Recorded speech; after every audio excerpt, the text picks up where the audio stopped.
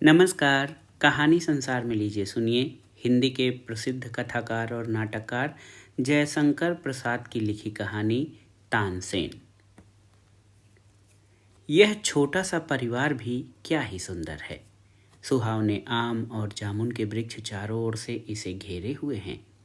दूर से देखने में यहाँ केवल एक बड़ा सा वृक्षों का झुरमुट दिखाई देता है, पर इसका स्वच्छ जल अपने सौंदर्य को ऊंचे ठूहों में छिपाए हुए है।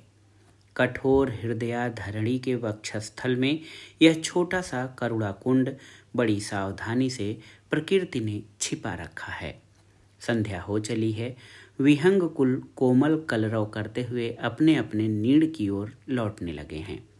अंधकार अपना आगमन सूचित कराता हुआ वृक्षों के ऊंचे टहनियों के कोमल किसलियों को धुंधले रंग का बना रहा है, पर सूर्य की अंतिम किरणें अभी अपना स्थान नहीं छोड़ना चाहती हैं। वे हवा के झोंकों से हटाई जाने पर भी अंधकार के अधिकार का विरोध करती हुई सूर्यदेव की उंगलियों की तरह हिल रही हैं। संध्या हो गई। कोकिल बोल उठा। एक सुंदर कोमल कंठ से निकली हुई रसीली तान ने उसे भी चुप करा दिया। मनोहर स्वर लहरी उस सरोवर तीर से उठकर तट के सब वृक्षों को गुंजरित करने लगी। मधुर मलयानिल ताड़ित जल लहरी उस स्वर के ताल पर नाचने लगी। हर एक पत्ता ताल देने लगा। अद्भुत आनंद का समावेश था। शांति का नैसर्गिक राज्य उस छोटी रमणीय भूमि में मानो जमकर बैठ गया था। यह आनंद कानन अपना मनोहर स्वरूप एक पथिक से छिपा न सका, क्योंकि वह प्यासा था। जल की उसे आवश्यकता थी। उसका घोड़ा जो बड़ी शीघ्रता से आ रहा था रुका और वह उतर पड़ा। पथिक बड़े वेग से अश्व से उतरा, पर वह भी स्तब्ध खड़ा हो गया, क्योंकि उसको भी उसी स्वर लहरी ने मंत्रमुग्ध फड़ी की तरह बना दिया। मृगयाशील पथिक क्लांत था। वृक्ष के सहारे खड़ा हो गया। थोड़ी देर तक वह अपने को भूल गया। जब स्वर लहरी ठहरी तब उसकी निद्रा भी टूटी। युवक सारे श्रम को भूल गया। उसके अंग में एक अद्भुत स्फूर्ति मालूम हुई। वह जहाँ से स्वर सुनाई पड़ता था उसी ओर चला। जाकर देखा एक युवक खड़ा होकर उस अंधकार रंजित जल की ओर देख रहा है। पथिक ने उत्साह के साथ जाकर उस युवक के कंधे को पकड़कर हिलाया। युवक का ध्यान टूटा। उसने पलटकर देखा। पथिक का वीर वेश भी सुंदर था। उसकी खड़ी मूछें उसके स्वाभाविक गर्व को तनकर जता रही थी। युवक को उसके इस असभ्य बर्ताव पर क्रोध तो आया, पर कुछ सोचकर वह चुप हो रहा। और इधर पथिक ने सरल स्वर से एक छोटा सा प्रश्न कर दिया, क्यों भाई, तुम्हारा नाम क्या है? युवक ने उत्तर दिया, राम प्रसाद। पथिक बोला, यहाँ कहाँ रहते हो? अगर बाहर के रहने वाले हो तो चलो हमारे घर पर आज ठहरो। युवक कुछ न बोला, किंतु उसने एक स्वीकार सूचक इंगित किया। पथिक और युवक दोनों अश्व के समीप आए। पथिक ने उसकी लगाम हाथ में ले ली। दोनों पैदल ही सड़क की ओर बढ़े। दोनों एक विशाल दुर्ग के फाटक पर पहुंचे और उसमें प्रवेश किया। द्वार के रक्षकों ने उठकर आदर के साथ उस पथिक को अभिवादन किया। एक ने बढ़कर घोड़ा थाम लिया। अब दोनों ने बड़े दालानों और अमराइयों को पार करके एक छोटे से पाई बाग में प्रवेश किया। राम प्रसाद चकित था। उसे यह ज्ञात नहीं था कि वह किसके संग कहाँ जा रहा है। हाँ, उसे अवश्य प्रतीत हो गया कि यह पथिक इस दुर्ग का कोई प्रधान पुरुष है। पाई बाग में बीचों बीच एक चबूतरा था जो संगमरमर का बना था। छोटी छोटी सीढ़ियाँ चढ़कर दोनों उस पर पहुँचे। थोड़ी देर में एक दासी पानदान और दूसरी वारुड़ी की बोतल लेते हुए आ पहुँची। पथिक, जिसे अब हम पथिक न कहेंगे, ग्वालियर दुर्ग का किलेदार था। मुगल सम्राट अकबर के सरदारों में से था। बिछे हुए पारसी कालीन पर मसनद के सहारे वह बैठ गया। दोनों दासियां फिर एक हुक्का ले आईं और उसे रखकर मसनद के पीछे खड़ी होकर चंवर करने लगी। एक ने राम प्रसाद की ओर बहुत बचा कर देखा। युवक सरदार ने थोड़ी सी वारुड़ी ली। 2-4 गिलौरी पान की खाकर फिर वह हुक्का खींचने लगा। राम प्रसाद क्या करे?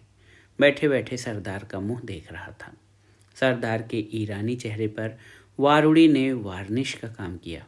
उसका चेहरा चमक उठा।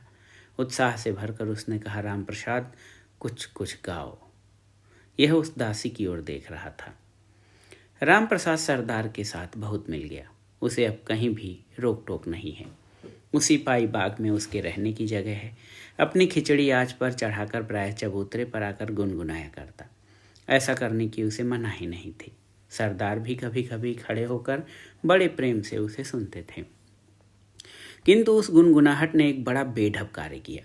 वो ये कि सरदार महल की एक नवीना दासी उस गुनगुनाहट की धुन में कभी कभी पान में चूना रखना भूल जाया करती, कभी कभी मालकिन की किताब मांगने पर आफताबा ले जाकर बड़ी लज्जित होती, पर तो भी बरामदे में से उसे एक बार उस चबूतरे की ओर देखना ही पड़ता था। राम प्रसाद को कुछ नहीं, वह जंगली जीव था। उसे इस छोटे से उद्यान में रहना पसंद नहीं था, पर क्या करे। उसने भी एक कौतुक सोच रखा था। जब उसके स्वर में मुग्ध होकर कोई अपने कार्य में च्युत हो जाता, तब उसे बड़ा आनंद मिलता। सरदार अपने कार्य में व्यस्त रहते थे। उन्हें संध्या को चबूतरे पर बैठकर राम प्रसाद के दो एक गाने सुनने का नशा हो गया था। जिस दिन गाना नहीं सुनते, उस दिन उनको वारुड़ी में नशा कम हो जाता, उनकी विचित्र दशा हो जाती। राम प्रसाद ने एक दिन अपने पूर्व परिचित सरोवर पर जाने के लिए छुट्टी मांगी। मिल भी गई। संध्या को सरदार चबूतरे पर नहीं बैठे, महल में चले गए। उनकी स्त्री ने कहा, आज आप उदास क्यों हैं? सरदार कहा कि राम प्रसाद के गाने में मुझे बड़ा ही सुख मिलता है। सरदार पत्नी ने कहा, क्या आपका राम प्रसाद इतना अच्छा गाता है जो उसके बिना आपको चैन नहीं?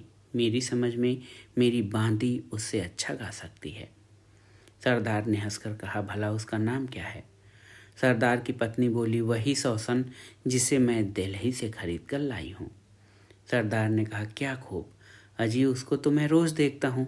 वह गाना जानती होगी तो क्या मैं आज तक न सुन सकता? सरदार की पत्नी बोली, तो इसमें बहस की कोई ज़रूरत नहीं, कल उसका और राम प्रसाद का सामना कराया जाए। सरदार ने कहा, क्या हर्ज है। आज उस छोटे से उद्यान में बड़ी सज धज है। साज लेकर दासियां बजा रही हैं। सौसन संकुचित होकर राम प्रसाद के सामने बैठी है। सरदार ने उसे गाने की आज्ञा दी। उसने गाना आरंभ किया। कहोरी जो कहिबे की होई, बिरह बिथा अंतर की बेदन, सो जाने जेहि होई, ऐसी कठिन भय प्यारे, काहि सुनाओ रोई, सूरदास सुखमूरि मनोहर, लय जुग यो मन गोई। कमनीय कामनी कंठ की प्रत्येक तान में ऐसी सुंदरता थी कि सुनने वाले बजाने वाले सब चित्र लिखे से हो गए। राम प्रसाद की विचित्र दशा थी, क्योंकि सौसन के स्वाभाविक भाव जो उसकी ओर देखकर होते थे उसे मुग्ध किए हुए थे। राम प्रसाद गायक था, किंतु रमणी सुलभ भ्रू भाव उसे नहीं आते थे। उसकी अंतरात्मा ने उससे धीरे से कहा कि सर्वस्व हार चुका। सरदार ने कहा, राम प्रसाद तुम भी गाओ। वह भी एक अनिवार्य आकर्षण से इच्छा न रहने पर भी गाने लगा। हमारो हृदय कलिसहु जीत्यो, फटत न सखी अजहूँ ओही आशा, बारिश दिवस न बीत्यो, हमहूँ समुझ परियो नीके कर, यह आशा तनु रीत्यो, सूर श्याम दासी सुख सोवऊँ, भयउ उभय मन चीत्यो। सौसन के चेहरे पर गाने का भाव एक बारगी अरुणिमा में प्रकट हो गया। राम प्रसाद ने ऐसे करुण स्वर से इस पद को गाया कि दोनों मुग्ध हो गए। सरदार ने देखा कि मेरी जीत हुई। प्रसन्न होकर बोल उठा, राम प्रसाद जो इच्छा हो मांग लो। यह सुनकर सरदार पत्नी के यहाँ से एक बांदी आई और सौसन से बोली, बेगम ने कहा है कि तुम्हें जो भी मांगना हो हमसे मांग लो। राम प्रसाद ने थोड़ी देर तक कुछ न कहा। जब दूसरी बार सरदार ने मांगने को कहा तब उसका चेहरा कुछ अस्वाभाविक सा हो उठा। वह विक्षिप्त स्वर से बोल उठा, यदि आप अपने बात पर दृढ़ हो तो सौसन को मुझे दे दीजिए। उसी समय सौसन भी उस बांदी से बोली, बेगम साहिबा यदि कुछ मुझे देना चाहें तो अपने दासीपन से मुझे मुक्त कर दें। बांदी भीतर चली गई। सरदार चुप रह गए। बांदी फिर आई और बोली, बेगम ने तुम्हारी प्रार्थना स्वीकार की और यह हार दिया है। इतना कहकर उसने एक जड़ाऊ हार सौसन को पहना दिया। सरदार ने कहा, राम प्रसाद, आज से तुम तानसेन हुए, यह सौसन भी तुम्हारी हुई, लेकिन धर्म से इसके साथ ब्याह करो। तानसेन ने कहा, आज से हमारा धर्म प्रेम है। तो ये थी जयशंकर प्रसाद की लिखी ऐतिहासिक कहानी, जिसका शीर्षक था तानसेन।